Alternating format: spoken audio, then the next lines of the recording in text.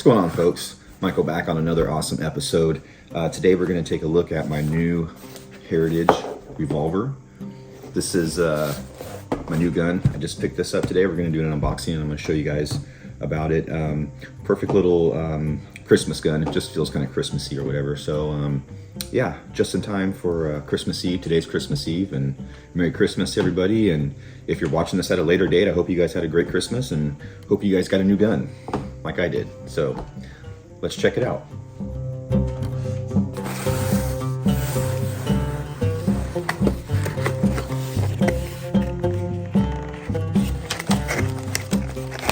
All right, so we got some basic paperwork here.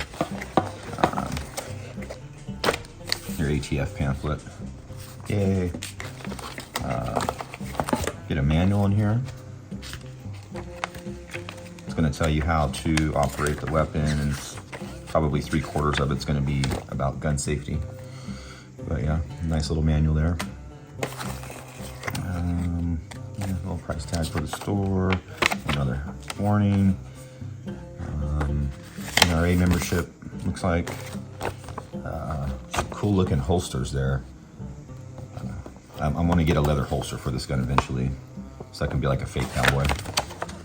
But yeah, there's all kinds of things that you can get for this gun, and we'll talk about that in a minute here.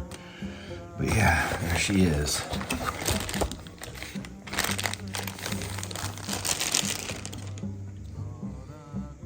So this is the 6.5-inch barrel, and it's got the hardened steel finish or whatever here, which is, you know, not really that, but it's supposed to be simulated to look like that, and actually looks pretty good for what it is. Then we got the laminated camo grip here, probably my most favorite part of the gun. I think I paid a little bit more for that because this gun was a little bit more than some of the typical models. We'll get into that in a minute here, but yeah, there she is. It's got that 4-click. It's got a little safety thing in the wheel there, so we'll take that out and take a look at it. It does come with a lock, which is great. I think that's a law that all guns have to come with these, because I don't know. Anyways, cool stuff. So this is a great looking gun. This is probably one of the cheapest revolvers that you can buy on the market. And I bought this gun because I've been looking at revolvers quite a bit. I've been doing a lot of research and studying on revolvers, and I know a couple of them that I want, but I don't have, you know, $4,000 or $5,000 to go spend on a single action revolver. So I had to settle for something like this to see if I like it, if, you know, I want to pursue it and get more into, you know, cowboy style of shooting or whatever. This is an 1873 replica, and the Colt 1873 SAA, single action army, that's a military weapon. It was ran in the army for, I think, 20 something years, and it was ran by other outfits for even longer, I think into the 40s or 50s or something. So the gun has a lot of history. It like I said, it's a military gun, so I'm kind of attracted to it because of that. And this gun is it's really popular with, say, Western outlaw folklore, that kind of thing. You know, Billy the Kid maybe, and this and that. Doc Holliday, I believe, carried a double action, 1878 double action, I believe it was. I don't know, you guys can correct me in the comments. I'm still learning on all this stuff. So yeah, I got the cylinder out here and got the little safety mechanism, and as you can see, the cylinder comes out pretty easy.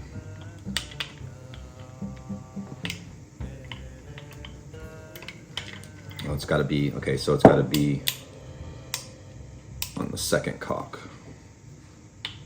to take the cylinder in and out.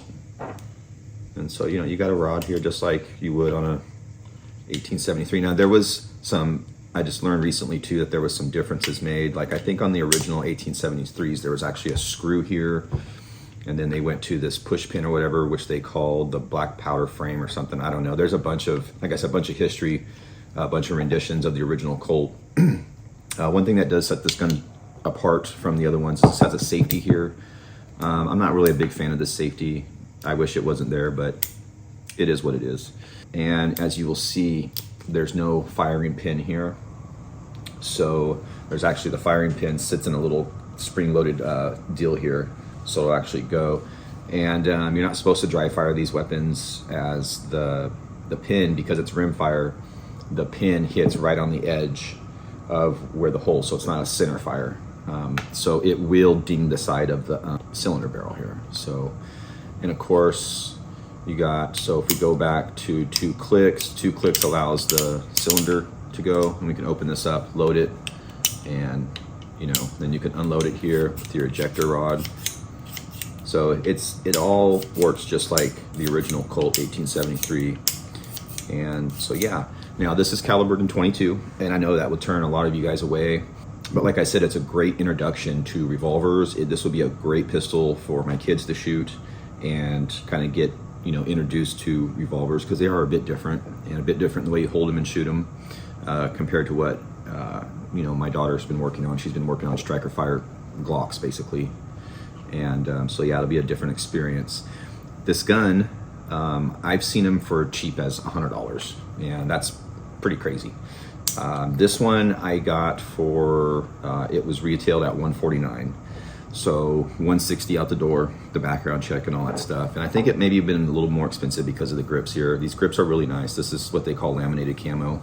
And the awesome thing about this Rough Rider made by Heritage is they have so many different models, so many different barrel lengths, so many different grips, and even grip shapes. They make a carbine revolver. It's pretty sweet. And they make a 16-inch long barrel, which I was looking at actually for a little while too, but that's just kind of obnoxious or whatever. But this is a good in-between size barrel here, all kinds of different finishes, so you can kind of just put together whatever you want. Now at the same time, you can buy parts, so I can change the grips if I wanted to. You can also get an upgraded, I don't know if it's upgraded necessarily, but you can change the cylinder out. And I think they cost around 30-35 bucks. You can get a 22 mag cylinder, and you can shoot 22 mag through this, which that would be kind of cool, but probably something I won't do. The other reason why I wanted to try this out too is this is probably the cheapest way to go shooting, is to shoot with a 22 revolver. Because of it being a revolver, it slows the process way down, so you're not just blasting through magazines. And the 22 cartridges are super cheap. I bought a box, picked up a box yesterday. It was $5.50 or $5.25, and it's like 35 bucks. So that would last you, you could easily spend a whole day of shooting for 30 bucks. And I can go through $30 of ammo in like a minute on my AR. So that's going to be really cool shooting it. And of course I haven't shot it yet. I just opened it up. But yeah, looking forward to shooting this thing and having some fun with an old style weapon. I mean, this gun looks so much different when you compare it to a modern gun today. I think this is a great appreciation for weaponry in general.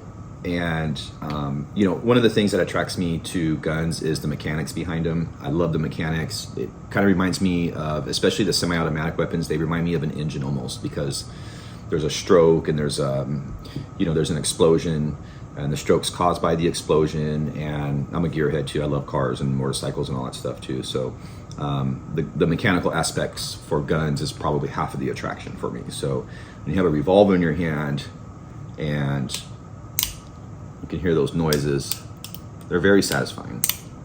You just know that there's stuff in there working, and gears clicking, and springs working and everything else, and then it's put together to where it fits in your hand, and it's compact, and it fires a projectile. It's pretty awesome when you break it down like that. For me it is anyways. So yeah, you guys, this is the Rough Rider. I've done a lot of research on this gun, and I know there might be some issues here or there. There's issues with anything you do research on, but they're minute, and it's irrelevant, really. So I say this would be a great starter revolver pistol if you guys are interested in getting into the revolver scene, which, like I said, I'm kind of in. Only in this style weapon. I really like the shape and the style and the way this looks, and I like the history behind the 1873. So yeah, there you go. There's my reasons for buying this, my new gun. It's Christmas. Hope you guys have a great Christmas, and until next time, folks.